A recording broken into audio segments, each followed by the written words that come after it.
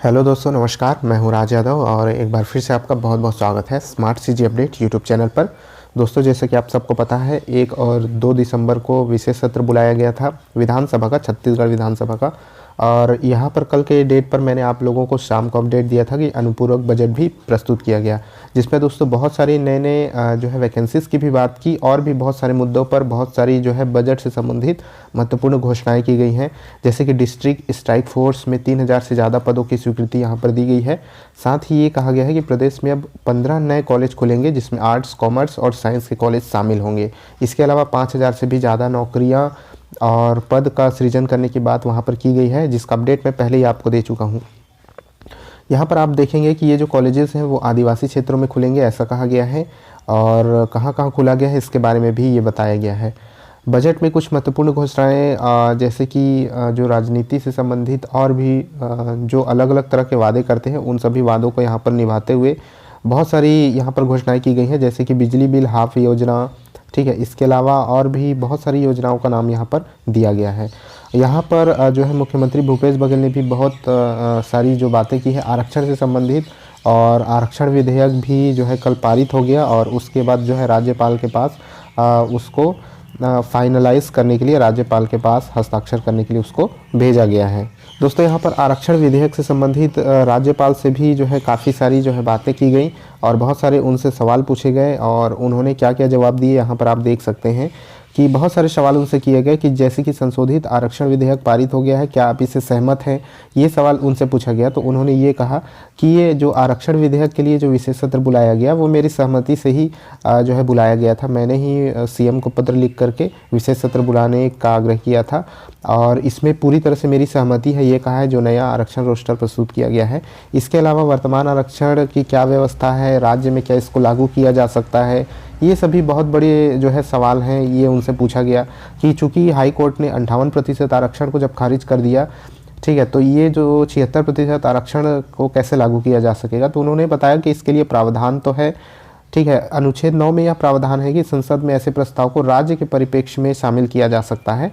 जैसे कि झारखंड में अभी आप लोगों ने देखा होगा, झारखंड में भी ऐसा किया जा रहा है। तो इस तरह का प्रावधान है, अगर जो है इस तरह के प्रावधान को अगर संसद में ऐसे प्रस्ताव को राज्य के परिप्रेक्ष्य में प्रस्तुत किया जाता है तो वहाँ पर इसके लिए स्वीकृति मिल सकती है, ठीक है। इसके अलावा वैकेंसी से संबंधित भी उनसे सवाल किया गया, जैसे कि विश्वविद्यालय और कॉलेजेस में जो पोस्ट खाली हैं, ठीक है, उनके लिए क्या प्रयास किया जा रहा है। तो उन्होंने बहुत बड़ी बात कही है कि जो 1400 से अधिक जो भर्तियां कोर्ट में स्टे लगा है, जो प्रोफेसर की भर्ती निकली हुई थी उसमें किन्हीं कारणों से स्टे लग गया था, लेकिन अब जो है नए सिरे से वैकेंसी निकाली जा रही है। और उन्होंने कहा कि मैंने उच्च शिक्षा विभाग को जल्दी नियुक्ति करने के लिए भी लिखा है, संविदा में भर्ती करने के लिए भी कहा है, ताकि शिक्षा व्यवस्था सुचारू रूप से चलती रहे। तो आरक्षण से संबंधित इन्होंने यही कहा कि इसमें पूरी तरह से मेरी सहमति है और इसके लिए जो है नियम है संविधान में, और 76% आरक्षण भी विशेष स्थिति में पास किया जा सकता है। जैसे कि क्वांटिफाइड डाटा आयोग ने जो डाटा प्रस्तुत किया है, तो उस डाटा के आधार पर इस तरह का आरक्षण रोस्टर प्रस्तुत किया जा सकता है।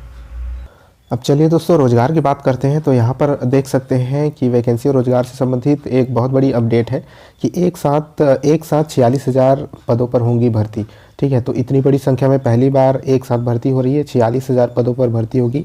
नौकरी कन्फर्म इसलिए भरवा रहे हैं फॉर्म, यानी ये जो है अंदाज़ा लगाया जा रहा है कि जो फॉर्म भरेंगे उनकी नौकरी कन्फर्म है, इस वजह से फॉर्म भराया जा रहा है। ये यहाँ पर देखेंगे कि ये वैकेंसी निकलेगी कैसे और किस तरह इसकी भर्ती होगी। तो सभी ज़िलों में लगेंगे कैंप, तो जो है कैंप का आयोजन करके इसमें जो है भर्तियाँ और रोज़गार दिया जा रहा है। जिन्होंने फॉर्म भरा उन्हें बुलाकर नौकरी दिया जाएगा, ये कहना है।